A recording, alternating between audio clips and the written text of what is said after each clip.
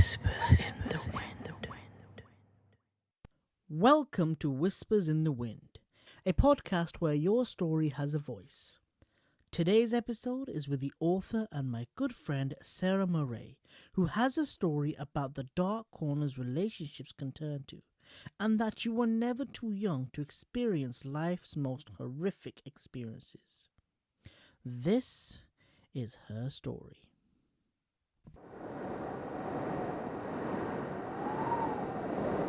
How are you doing today? I'm good. So, I believe you're here for a story. Yes. Right, do tell us what your story is about, please.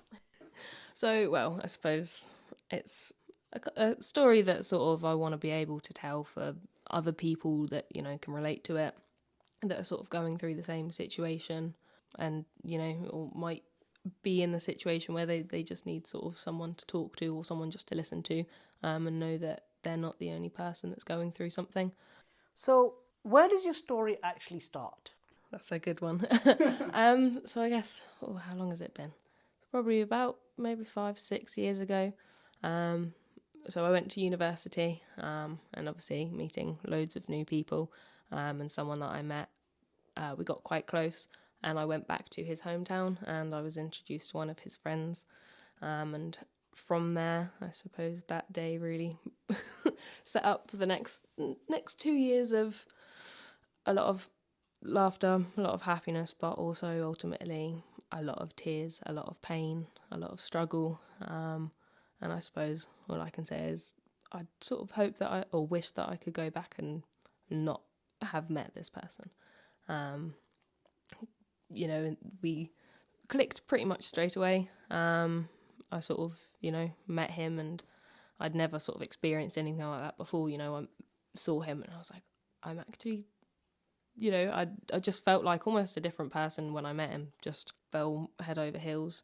And, you know, from that first night I spent at his house, and I'd never done anything like that. You know, I'd met him, this boy, 8 hours ago, and... So, literally 8 hours and you really clicked. Yeah.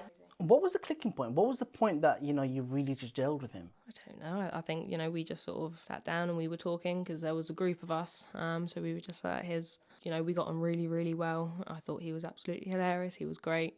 And, you know, we went out that evening and we had a great time, and it was almost like I'd known him for years. It sort of, you know, felt like he'd always been in my life.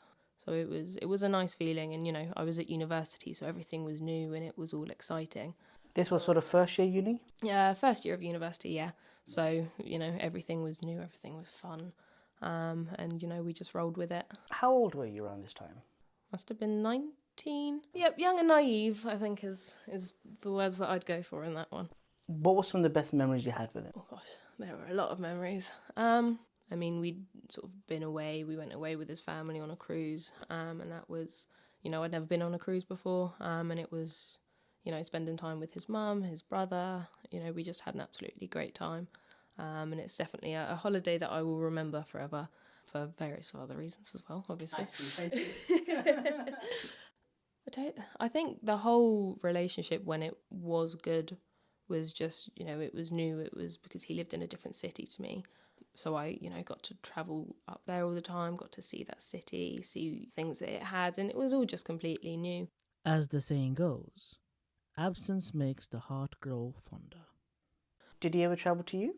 Yeah, he'd travel to my hometown and to university occasionally. Okay. So, you know, we did a lot of, you know, spent a lot of time with each other's families. And you both went to the same university? No, he didn't. I met him through a friend that I went to university with. He was working full time. We had a lot of time to, you know, travel where I went to uni, travel his hometown. Yeah, it was all just new and exciting at the time, so I think that's kind of where it all just snowballed so quickly because everything was so new and it was all exciting.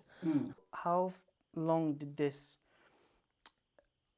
I guess I call it the euphoria stage, where you're like, this person's amazing, the honeymoon stage is like, yes! You know, how long did it last for you? Because everyone has, you know, different things. I think we were together for the sort of better part of, I think, just over a year, maybe 2 years. But I think that sort of, you know, all of that honeymoon stage, I think, was, you know, a good kind of 6 months that we were sort of, well, happy. I mean, I'd sort of, it was the last few months that was the worst, because that's sort of where the stage of you look back and go, I wasn't actually happy. Like, you know, there were red flags that people were telling me, and I was like, no, that's you know, he just loves me. That's not an issue. So I think, yeah, probably about 6 months that, you know, things were good. So you actually just said something about the red flags. What sort of red flags? What wasn't there? It was a lot of secrecy, especially, I mean, nowadays when it comes to the phone, that's an issue in quite a lot of relationships. I know that. In what sense? Because sometimes they like to hide things on their phone. You know, the woman might want to see what's in the guy's phone, but he doesn't want to show it, and vice versa. I mean, is it those kind of problems? Yeah, so it was just, you know, there were occasions where I'd reach for his phone, or, you know, joking around, hiding it, and he'd get very, very mad. And, you know, at first I was like, oh, well, I get, you know, it's his property, you probably don't want that. But then switching that is, if he'd hidden my phone, I wouldn't have got mad. Or if, you know, he'd moved my phone or unlocked my phone, I wouldn't have thought twice about it. But he wasn't too much of a fan. And as I said, at the time, I didn't really think too much of it. But obviously, when it started getting really bad, you know, I kind of stepped back and realised that. What did he do to say that it was really bad? He would just constantly, he'd be yelling at me, and, you know, he'd get very, very angry. Luckily, in my experience, there was nothing physical that he did. It was all very emotional. But it was scary to have someone yell at you just for the simplest of things. And obviously, learning why he was hiding it. Eventually, there were a couple of situations that he did that, and I had confronted him. But naively, he was like, oh, it won't happen again. Obviously it did. And he just tried to sort of play it off as, you know, no, it's nothing like that. But, you know, when someone's got screenshots of people on their phone, you sort of think, but again, I wouldn't have anything like that. So why do you? Just actually, because you've actually written a book, The Art of Surviving You. It is an amazing book, by the way. I am a big fan. Was there ever a thing where he might have said, you're too clingy or anything like that? Or anything at all?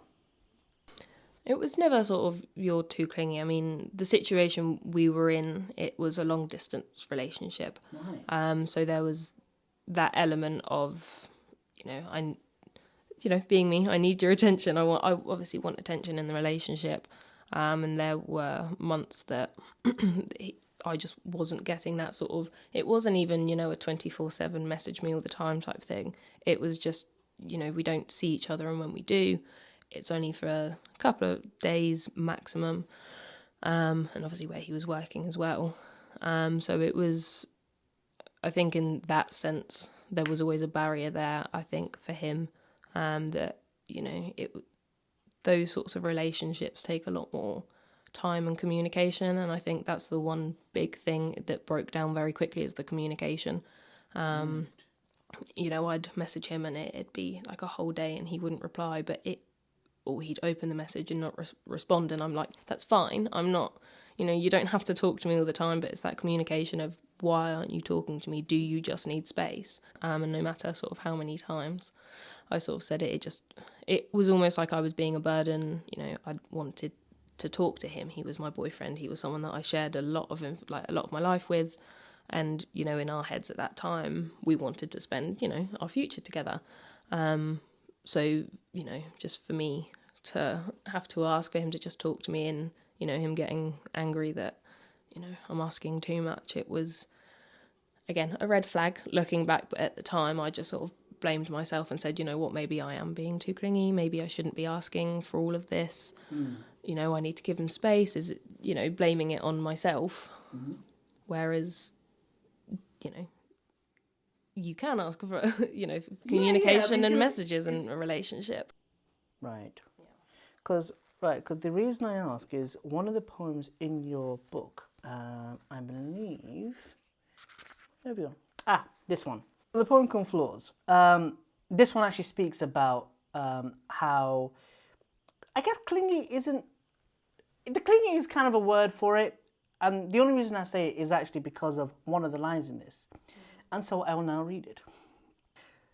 So it goes, I know my flaws. You do too. But you discovered more, the ones I hadn't seen. The way I speak, think, feel, breathe. Maybe the way I love is too smothering. My brain works is too messy. I fell too hard for you. Or I breathe too heavy. I mean, they're really hard-hitting words. They are, and I do love it. And the line that really speaks volumes to me is the whole thing of, maybe the way I love is too smothering. So you actually felt that he was thinking that. Well, yeah, I mean, it goes back to that. I'd sort of always blame myself of, I'm asking for this communication, for us talking, anything like that, or, just for him to come and see me. But it would always be an issue, and it would turn into an argument that would just snowball and snowball. But, again, looking back, all I would say is, when can I see you next? So it always felt like that there were just constant flaws of mine that he'd push at. So the arguments itself, would you say they were of really small things? Like, what was one of the more pettier arguments that snowballed into something that was just like, well, it doesn't have to escalate this much? Oh, there are a lot of those. That's a good question. I've blocked a lot of things out and tried to forget a lot of things. There was no reason to argue the little petty ones. Yeah, just be probably even just for, what are we eating tonight? Things like that. And I mean, money's always an argument. Was it like you pay for me or he pays for you? Was it that kind of argument? Well, yeah, it was just sort of the back and forth of neither of us really have much money. Well, as a student, I do understand this. It's like, you want Domino's pizza, you look at your pocket and it's like... There's nothing in there. Yeah, just some lint, maybe? Yeah, does this pay for it? Money, it's like a make or break in a relationship.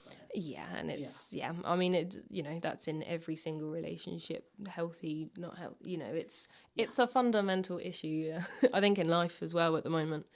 Yeah. But yeah, it would always it'd just be an argument. We'd just be sat down watching, he'd be playing games and I'm like, I've just driven all this way to come and see you.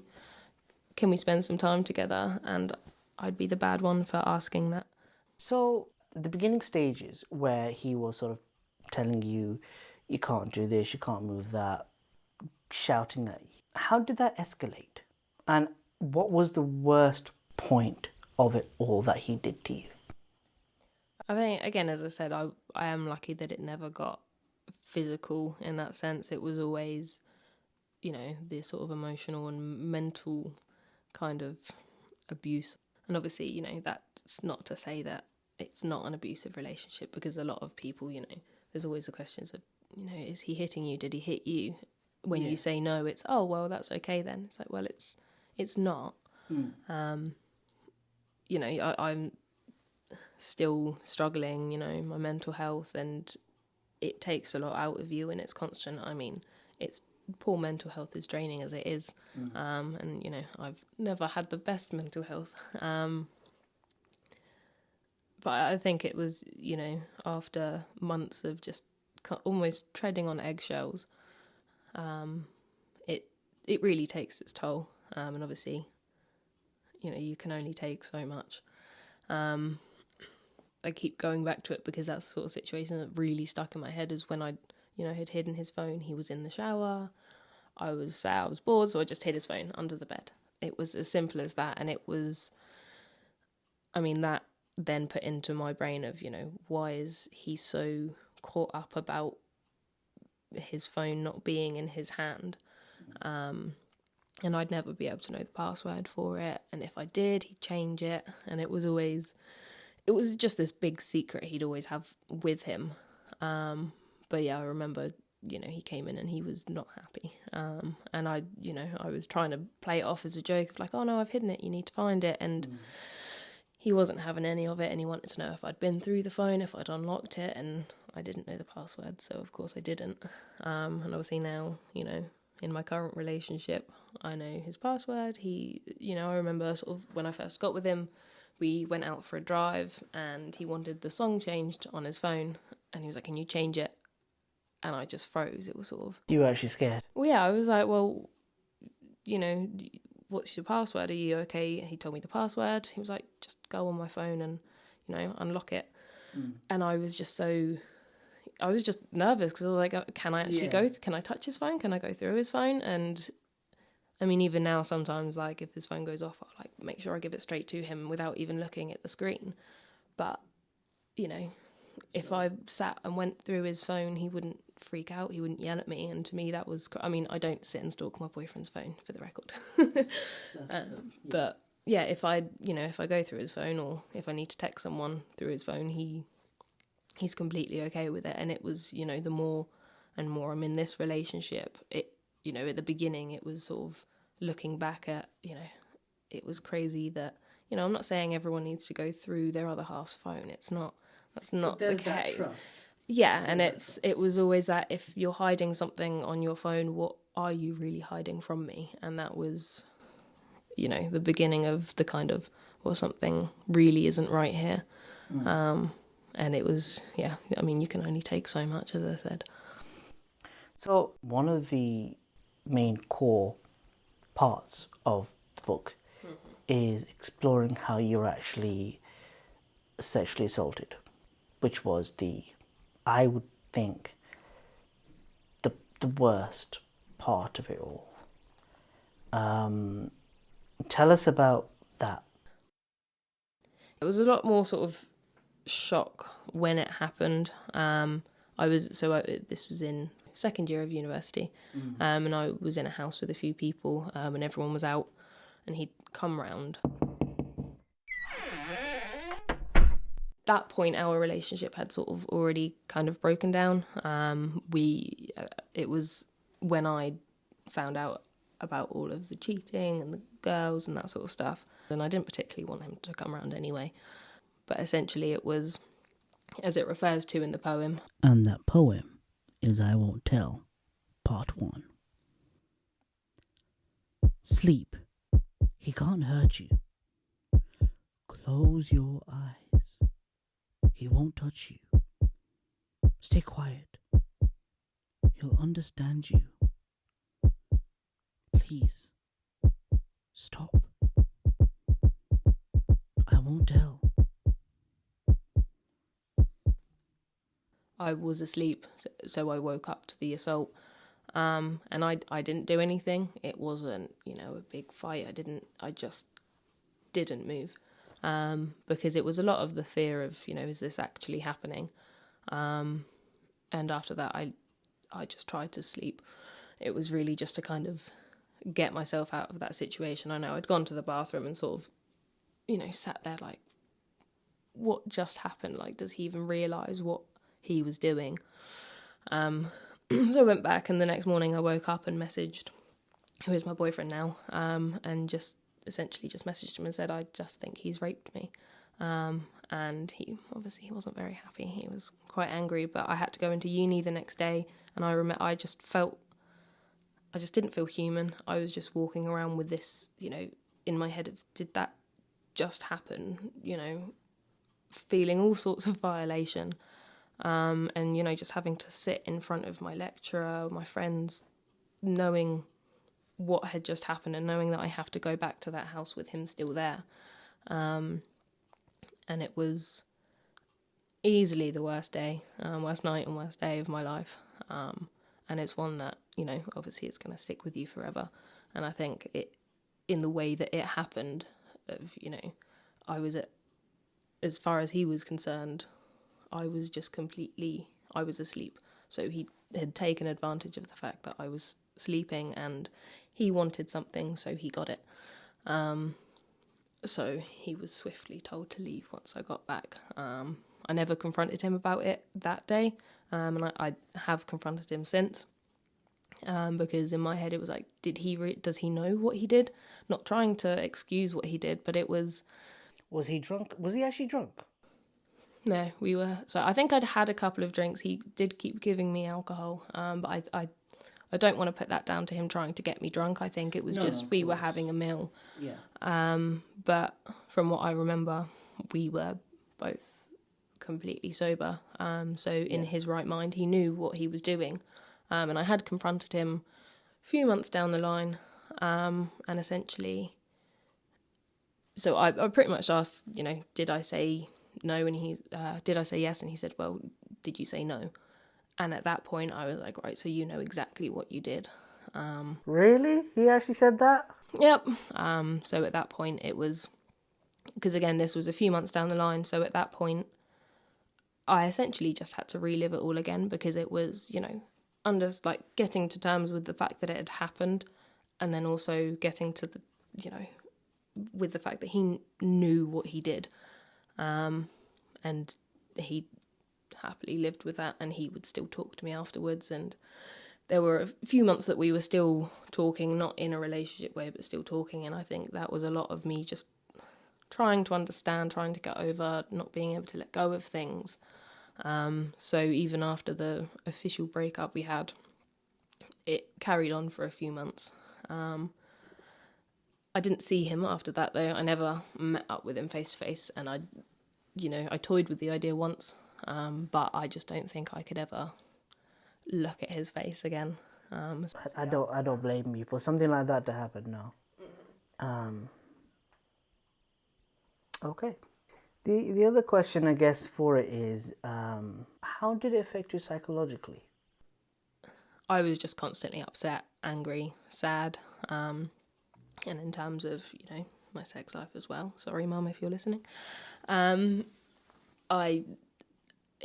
completely went off all of that sort of stuff, and physical touch almost not scared me, but there were things that, I was just so uncomfortable with, and it was a lot of nights and days of just being so empty, and at this point, it was only my current boyfriend who knew, so it was really just with me and him, and it was trying to understand that, and walking around with friends, family, going having all of this, even the whole relationship, that they didn't know it was that bad, because obviously when we were around people, things were fine. Put a shield up on this act. Yeah. So you were actually acting that you were all fine and everything. Yeah, and I told my other very close friend, pretty much like a brother. I told him, and it was, for months it was just the constant torture of reliving it, thinking about it, and, trying to just recover from what had happened. And again, at this point, I was still messaging him, so it didn't help, and people weren't happy about it. But, all I'd say to them is, to me, this is how I'm dealing with it, and this is how I'm getting over it. And I think that's the important thing is, again, red flags. But people deal with things in their own way. And yes, it probably was quite bad to be talking to him, but in my head I needed that. And I think it was almost trying to get some sort of closure and getting back in control of me, of my actions, of, anything to do with him, is I'm talking to him on my terms. So I have control of the situation now, and it was really just trying to get control back, because, I wasn't in control. I think it's an admirable thing, you've gone through this and you're still staying in contact, but you want to be able to regain that control on who you are, and I think that's an amazing thing. Honestly, that is an amazing thing. So I can understand that part in terms of regaining yourself. Did you actually tell your friends? You mentioned you told a few people. What did they say about the whole thing? There's a lot of mixed reactions, and people deal with that sort of information very, very differently. I didn't tell too many people to begin with, just the sort of close friends, and it was essentially, just the, I'm so sorry, if you need anything, I'm here. So I am lucky that I had a lot of support, and over the sort of months, I'd sort of see him interacting with other people that we went to uni with. They were quite close, and almost in a selfish way, I told them, because in my head it was seeing, all of them talking, interacting, and it was, I almost needed to tell people that he was a monster.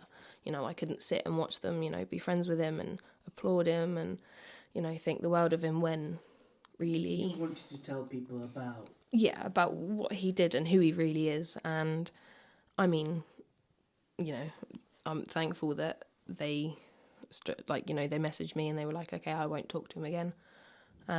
So they cut contact with him as far as I was aware. But again, it was the, just the typical, I'm sorry. I hope you're okay. And obviously I wasn't, but you put on that face of, no, I'm fine. Which is the dangerous part of, if someone ever does open up to you about it, especially, I've had people telling me about their experiences and it's, they're like, oh no, I'm fine, I'm getting through it. But what they really mean is they're really not okay. I mean, even now, I still, there are still things that I still struggle with and there are days that are better than others. And it takes time, but it's important to know that, if someone does tell you something like that, you're going to get angry, you're going to get upset. That's just human nature and you will deal with things in your own way. But what you've got to remember is that person has just been through something so incredibly traumatic that, don't go storming off like, I'm going to beat him up, I'm going to go... No, yeah, that is... Yeah, especially guys, like if for example, if it's one of my friends and it happened, like, what the fuck did you do? It's one of those things. Yeah, the anger comes out. You actually mentioned something in our previous talks. You mentioned the fact that the events that did happen, what he had done to you, for a brief time you'd felt that they had defined you. Talk to me about that. Well, I just always, again, it goes back to that control. Like, I always had felt like he was in control, so anything that would happen, my reaction would be essentially because of what he had done, what he did. So I was emotionally all over the place. And it was because, I was still trying to deal with what had happened and understand it. And, part of me just wanted to forget it because if I don't remember it, it didn't happen. But then there was the other part of, you need to acknowledge that you've been through this. And, ultimately I wanted to spin it into something that could help other people. So long term, it's not good. That's not what I'm saying at all. But in the long term, like trying to deal with it and processing it has given me that power back. But at the time it was just everything I did, I'd second guess. Like if I was, again, talking to my boyfriend, I'd be worried of, am I messaging him too much? Am I being too clingy? If I'm asking to see him, like, should I wait until he asks me? And it was, I was always just really conscious of what I was saying and thinking and doing and feeling, because I just, I didn't want to be yelled at. I didn't want, to ask, can I see you? And him sort of say, oh, you're always so clingy, I need time, that sort of stuff. Yeah, for a while I was very conscious about what I was saying, which was draining in itself because I just couldn't be me and, relax around people because I was just constantly thinking. And it definitely, when sort of more people, a lot more of my friends found out, it was always, I felt like that they were looking at me and just seeing, or thinking, that's the girl that got raped. And you almost feel like... seeing you as a victim. Yeah. And... it's almost, I felt like I had it written across my forehead and all they do is look at me, if there was some pretty non-PG jokes going around about that sort of stuff, They people... were actually making very inappropriate jokes. Well, no, they weren't making it towards me, it was just that's... It was just around you and... Yeah, that's the sort of jokes, I mean, that's who they were and that's not an issue because they had been before that, but now, because of that situation, if someone made some sort of joke... I'd see kind of them tap and sort of look at me and be like, you can't say that around her. How did that make you feel? Awful. Like, I remember we were at a party and someone did it and I just broke down crying because I was like, that's not who I am. Beforehand I was this upbeat, bubbly girl that, you make a joke to and she really doesn't care because I don't. And I didn't at the time, but it was, it almost they think that I was fragile, and yes, I was emotionally, but I didn't want people to treat me differently because of something that I didn't do. You know, I didn't do that to myself. I didn't put myself in that situation, as people like to say about, you know, anyone who has been sexually abused, is you don't put yourself in that situation. You are in a situation and someone else has done that to you. So it was always, you know, I just felt like people were completely treating me different, and I hated it because I don't want what he did to define me, because that's not me, and I am the same person as I was before. I've just gone through something that, quite frankly, I don't want you to talk about. But try as she did to get over this event, it was much too hard, and Dionysus took over her. In the book, one of the poems actually, I guess, talks about one of your coping mechanisms, maybe. I like this one. It's quite vivid, don't get me wrong, but I like the way it's written. So this one's called Drunk. And it goes, I drink and drink and drink and drink. I'm drunk. It's not easier, but it's easier. It's not better, but it's even worse than before. Did I mention I'm drunk? The cheery tone aside, obviously that was talking about drinking in that sense. Yes. Was that a way that you used to deal with the whole situation? Definitely. I mean, I think it's a pretty common thing, that, you know, a coping mechanism that a lot of people use. I mean, said ironically, I was drunk when I wrote that. And to be honest, Insider, I was drunk when I wrote quite a lot of those poems, because it was sort of, writing that book in itself was part of a coping mechanism, because I needed to get everything out and onto a page. And I did creative writing at university, so they sort of went hand in hand. That was actually a university project, part of it. Nice. But yeah, the alcohol was definitely something that I relied heavily on. I mean, looking back at it now, I sort of giggle, because I'd be walking around with a Costa cup, one of the travel mugs, and there'd be gin in it, there'd be wine in it, there'd be vodka. It was just constantly alcohol. And, you know, my boyfriend, he'd pick me up at about 1-2 o'clock, and I'd be sat in there with this mug. And I'd go to his family, and, you know, they're thinking I'm just drinking a nice cup of tea, when in reality I was just getting absolutely drunk at like 3-4 o'clock, because, well, I don't know, I think it just helped, obviously, the words flow. Yes. But I think it was, I just didn't want to be with reality for a very long time. And even now, I mean, I went out the other day at the weekend with my boyfriend, and I had that exact same cup, and the first thing he did was, "Is that wine?" It wasn't. It was. Right. It was actually a cup of tea that time. Well, that's good. Oh yes. But yeah, and it got to. I mean, I wasn't really thinking about it. I was just drinking. But you know, eventually, you know, he did sort of sit down and say, "Look, this has got to stop." Because when I was drunk, I was very emotional. So there were, you know, I did cause quite a lot of issues, because I was just always drunk, always emotional. And were you sort of emotionally unstable during this time? Well, very. Right. It was a very tough time, getting through that. And I mean, I still drink, just not to that extent. And it's, you know, hard not to kind of turn back to that, because it was, you know, getting to about 10 o'clock in the morning, and I'd be feeling really grouchy, and I'm like, I just need a drink. And it's, you know, it'd be 10 o'clock in the morning, and I'd get angry without alcohol. And it was always, you know, I lived on my own in third year of university, and the amount that I was drinking was definitely unhealthy. But, you know, if there wasn't alcohol in the house, I'd be panicking, because I'm like, well, you know, if I feel awful, if I don't feel great, I don't have anything to sit back on. But yeah, so the alcohol definitely played a big part. So aside from the drinking, what else did you engage in as a coping mechanism, or was that sort of the main one? That was a sort of main thing. I never turned to drugs or anything like that. It was just the constant amount of alcohol. And I know for a good couple weeks I'm so lucky that I had such a great support system. But, we'd go out. At that point, I was just covering it as I want to get it out of my system. So we'd go out clubbing like every weekend, which isn't a weird thing to do.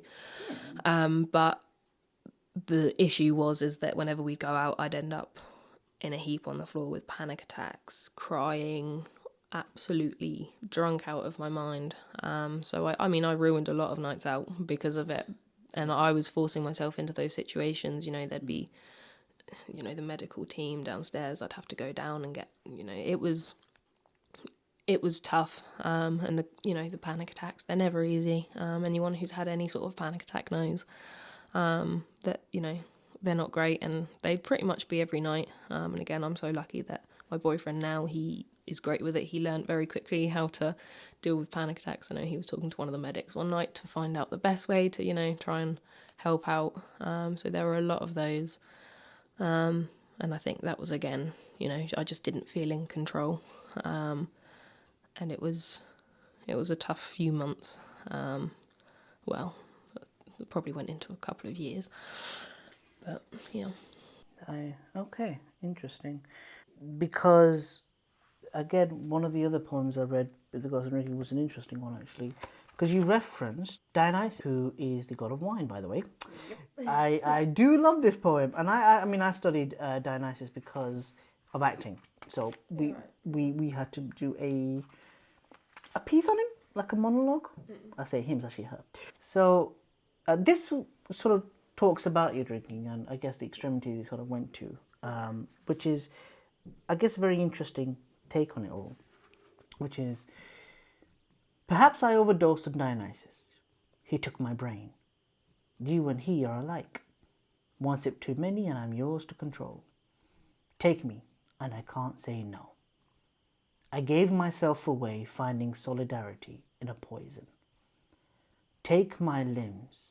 Tie the strings, pull me to you and I can't escape. Perhaps I overdosed on Dionysus, gave myself to him. He promised to look after me. You and he are alike. A step too many in the wrong direction and I can't turn back now. It's a very interesting relationship with Yahad. And I do love that poem, by the way. I think it's an amazing one. It's interesting hearing your thing and sort of seeing the poem, and you add this sort of human quality to alcohol and how it really just makes you into something else, and I guess it's like deception in a way. Yeah, I think that's a very common with alcohol, is that you get, everyone has that one alcohol that they can't drink anymore. Mine is tequila. So it's, a lot of people struggle or have struggled with drinking way too much alcohol. Mm-hmm. I think it's quite common, and especially going through trauma, people, the first thing people turn to is alcohol, and mine is wine. Ask anyone who knows me, is I will drink wine for England.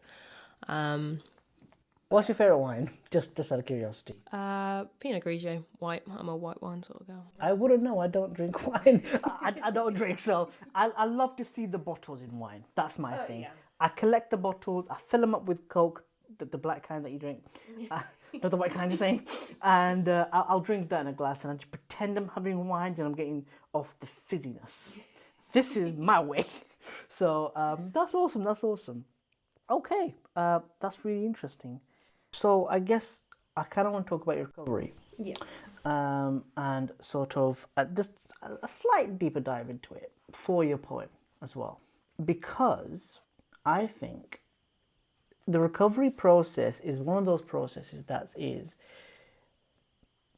not what everybody expects. Yeah. Regardless of what you're recovering from. It can be anything, an addiction, it can be a relationship, it can be whatever it might be. It's not the thing people think it is until you do it. Yeah. And I kind of want to know, what was the recovery process for you? The number one thing that this recovery process has really given you. And I kind of want to just say this poem because it's the very last poem of the book, and I think it is one of the most, it's a very inspirational one for a different reason, because I think it's the beginning of who you are now. And it's called Recovery. Funny enough. Recovery is scary. Does it even exist? Or will I be broken forever? Drinking forever? Scared forever? All I know is that one thing exists. I've tasted it once or twice. Surviving. And I promise I will survive you. It's my art. Talk to us about that, because it's a very inspirational one. Survival is an art. I agree, survival is an art. And the book is The Art of Surviving You, so the whole thing is about that. This is very true. Tell us about it. It was a long process, and I'm still recovering from things. But that poem was the last one that I wrote completely because I knew I wanted to get a book published. I just didn't realise it'd be this one. But I knew that book needed something to round it off, and obviously it needs a happy ending. Because, I just tell myself I'm here. I'm doing, I've got a book, which is incredible. It's a childhood dream. And I'm still here. I'm not completely recovered because, it can take years. Like, it's different for everyone. But as I keep saying, I'm here. And I think that's a huge thing that, there were a few times that I didn't want to be, or I didn't think I'd be. And, I think the main thing is just that recovery is possible. Yes, I'm not 100%, and will I ever be? We don't know, but I'm a completely different person than I was when I first got into that relationship. And that's not because of him, that's because of me. I've taken things in my stride. It's been a terrible journey, and it's been tough. My parents obviously now know all about it, and I think that was a hard thing as well. Yeah. Telling my parents, and my grandparents have the book, and it's almost kind of relieving in a way. It's terrifying, but people know my story now, and it's the most terrifying thing that, everyone knows something that I kept so quiet and so secret for so long. But people know, and I'm thankful I've had messages from people saying that, they've read the book, they can really relate. It almost feels like I wrote it for them. And it shows that so many people are going through the same thing, that, you could get on a bus tomorrow and the person sat next to you could be in that situation, could be the person putting someone in a situation like that. They could be just about to go through it. They could be recovering from it. You don't know. That woman on the bus, the guy on the train, anyone could be going through it. And the fact that they're still there in itself is a huge thing. But I'm just thankful that, I survived it and I'm recovering from it. And, I've learned a lot from it. And I'm definitely a lot more confident in myself, in, how I approach things. And, pushing boundaries. I mean, this is my first podcast. And it's terrifying, and, having to talk about the whole experience and reliving it. But to be able to do that in itself takes guts, and you got them. Yeah, I'm just proud to be able to do that when a few years ago I just couldn't even get out of bed. So yeah, and I'm hoping that when people read the book that it helps them, because it is a journey. But recovery is possible when it happens. Actually, before we finish, I would like to know one last thing. Mm-hmm. Your relationship with your current boyfriend. If you were to compare this relationship to the one that didn't turn out so well, the highs of that relationship and the highs of this relationship, what are the differences? It's incomparable, really. It's just unmatched. I mean, I've known this guy for a lot longer than I knew him. So, I mean, I've learnt that is don't jump straight into relationships before knowing them. But it's so supportive, and I know, obviously, I've been through that, so the support is going to be completely different because I need that support there in terms of, you know, getting through the trauma. But, you know, understanding what a healthy relationship is like is the best thing to ever experience, because if I need anything at any time of day, I can call him and he'll be there. He might be busy, but I know he's there. And just, you know, being able to talk to your other half about something that's upsetting you or bothering you, even if it's the hardest thing to say on earth, just having them there, and it's refreshing. And I hope that, you know, anyone who's been through a relationship like that, I'm not saying getting into another relationship that's healthy is the problem solver, because, you know, sometimes you just have to find who you are, isn't it? Yeah. It's about finding who you are, your values, what you stand for, and you just use that. Yeah, and yeah, it's definitely having, as you said, self-respect. And once you've got that, I mean, I learned that through, like, whilst being with my boyfriend currently, but I still learnt it, and I'm still learning. But yeah, I think to anyone who has gone through that, if you do find a healthy relationship afterwards, then, you know, keep hold of that, and be proud that you got through some awful things, but you're still here, you're still breathing, and you have worth, because my saying is, you know, you are not what other people make you believe you are, because you're not. That's good. And for anybody who might have gone through what you went through, or is actually going through it right now, where they don't see any way out, what would you tell them? That's hard. I tell them a lot of things, that it might not seem like it, but it does get better. And I know that's something that everyone always says when you go through anything, but to have lived it, and, you know, at how old am I? 23. To be able, you know, at my age, to sort of go through something like that and get out the other side, and, you know, I'm lucky I've still got the rest of my life to live, that, you know, you do get there, and it might seem impossible, but it happens. Might not be in the next month, in the next year, in the next 10 years, but, you know, it happens, and it's one day at a time. You're not going to wake up tomorrow feeling perfect, because I wake up some days and feel awful and everything just gets to me too much, but it is there, and it does happen, and it feels incredible when it does happen.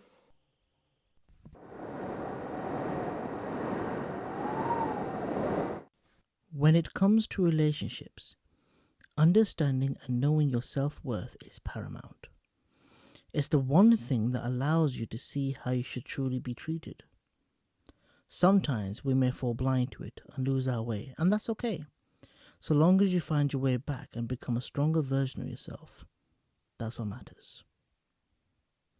If you have a story you want to share with the world, you can contact me through the Whispers in the Wind Facebook page, link down in the description. But as always, I'm Zafran Ahmed, and this is Whispers in the Wind, giving your stories a voice. Thanks for listening.